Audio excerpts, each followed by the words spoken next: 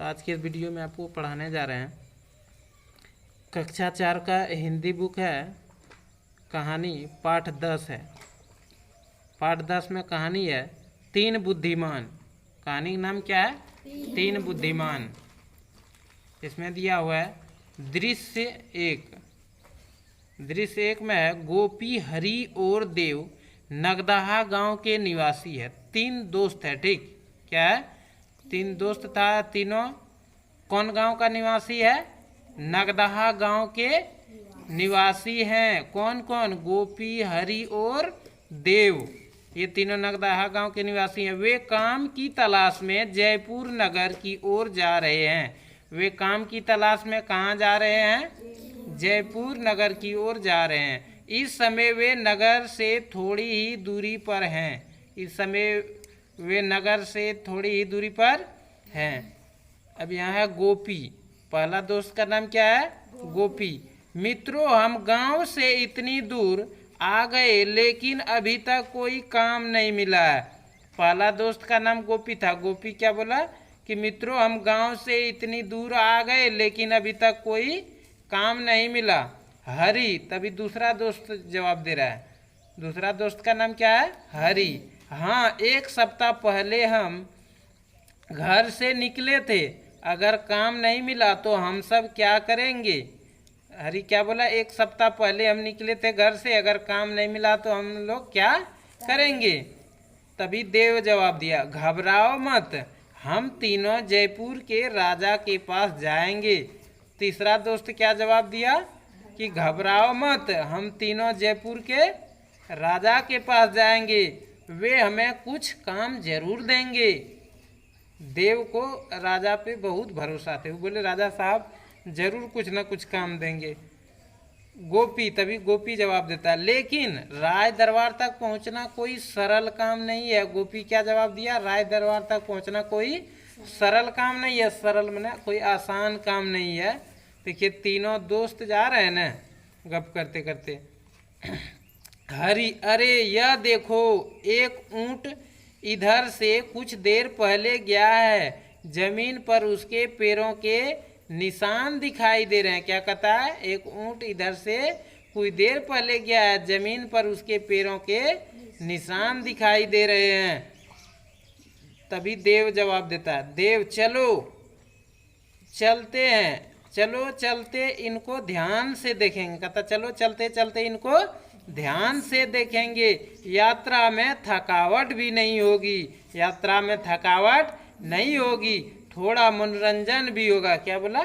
थोड़ा मनोरंजन होगा। गोपी, पैरों के निशान से देखकर इस ऊंट की एक विशेषता मैं बता सकता हूँ। गोपी क्या बोला? पैरों के निशान को देखकर इस ऊंट को एक विशेषता मैं बता सकता हूँ। हरि, मैं भी इसके विषय में कुछ कह सकता हूँ।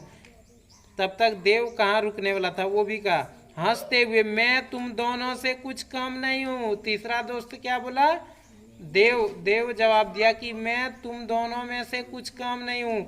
आओ इस पीपल के पेड़ के नीचे बैठकर ऊंट के विषय में बातें करते हैं। एक पीपल का पेड़ था, वहाँ उस पीपल का पेड़ के नीचे बैठ करके वो सब बात करने लगा। किस चीज़ के बारे में बात करने लगा? ऊंट के बारे में। अब दृश्य दूसरा। पहला दृश्य हम लोग को पता चल गया कि क्या है कहानी में। दृश्य दूसरा में तीनों पेड़ के नीचे बैठ जाते हैं। दूर से एक व्यक्ति भागता हुआ आ रहा है। तीनों कहाँ बैठ जाते हैं? किस चीज़ का पेड़ था? पीपल का पेड़ के नीचे बैठ जाते हैं। तभी दूर से एक व्यक्ति भागता हुआ आ रहा था। दूर से एक व्यक्ति कैसे आ रहा था? भागता हुआ आ रहा था। देव, उधर देखो, एक आदमी हमारी ओर आ रहा है। तभी देव क्या जवाब दिया? उधर देखो, एक आदमी हमारी ओर आ रहा है, लगता है उसकी कोई मूल्यवान वस्तु खो गई है। क्या जवाब दिया? कि उधर देखो, एक आदमी हमारी ओर आ रहा है, लगता है उसका कोई मूल्यवान वस्तु खो गई है जिसे वह ढूंढ रहा है। क्या बोला? जिसे वह ढूंढ रहा है। गोपी उठकर व्यक्ति को देखते हुए, यह एक धनी व्यापारी है। क्या जवाब दिया गोपी? यह एक धनी व्यापारी है। इसने रेशम के वस्त्र पहन रखे हैं। बेचारा बहुत चिंतित है। क्या कहा? बेचारा बहुत चिंतित है। कोई आदमी कुछ अगर खो जाएगा तो वो चिंतित नहीं होगा। व्यापारी हाँफते हुए, नमस्कार सज्जनों, मेरा एक ऊँट खो गया है। व्यापारी हाँफते हुए क्या जवाब दिए? नमस्कार सज्जनों, मेरा एक ऊँट खो गया, क्या आपने उसे कहीं देखा है? हरि, नमस्कार मित्र, क्या आपका ऊँट एक पांव से लंगड़ा है? व्यापारी प्रसन्न होकर, हाँ हाँ, आप ठीक कह रहे हैं। गोपी, क्या वह दाईं आंख से अंधा है? व्यापारी, हाँ, लेकिन आपको यह सब कैसे पता? आपने अवश्य उसे देखा होगा। विशेषता जब बतलाने लगा, क्या बतलाया? गोपी क्या बतला दिया कि प्रसन्न होकर। देखिए, हरि पहले जवाब दिया कि क्या आपका ऊँट एक पांव से लंगड़ा है? व्यापारी प्रसन्न होकर, हाँ हाँ, ठीक कह रहे हैं। व्यापारी हाँ में जवाब दिया, क्योंकि उसका ऊँट कैसे था? एक पांव से लंगड़ा था। तभी गोपी जवाब दिया, क्या वह दाईं आंख से अंधा है? तो दाईं आंख से अंधा भी था ऊँट। व्यापारी, हाँ, लेकिन आपको यह सब कैसे पता?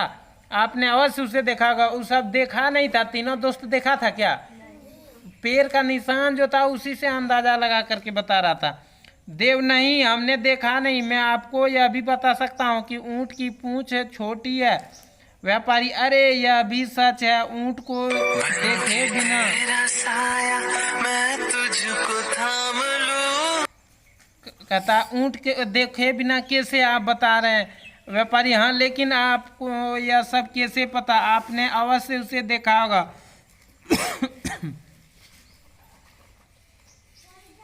व्यापारी क्या कहा? अवश्य देखा होगा।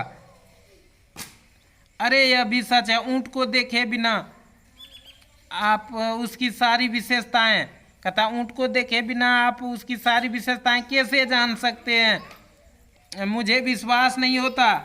आपने मेरा ऊँट किसी व्यापारी को बेच दिया है। मैं जयपुर के राजा से शिकायत करूंगा, वही समस्या का हल निकालेगा। आप मेरे साथ चलिए। हम निर्दोष हैं, इसीलिए हमें कोई चिंता नहीं। चलिए, हमें राजमहल तक ले चलें। तीनों दोस्त बोला कि हम निर्दोष हैं, चलिए राजमहल तक हमें ले चलें। किसने जवाब दिया? तीनों दोस्त ने जवाब दिया।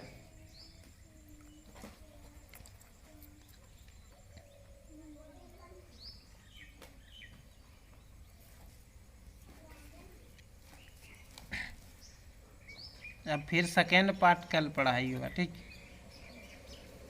प्लीज़ दोस्तों, इस वीडियो को लाइक करें, शेयर करें और सब्सक्राइब करें। जय हिंद, जय भारत।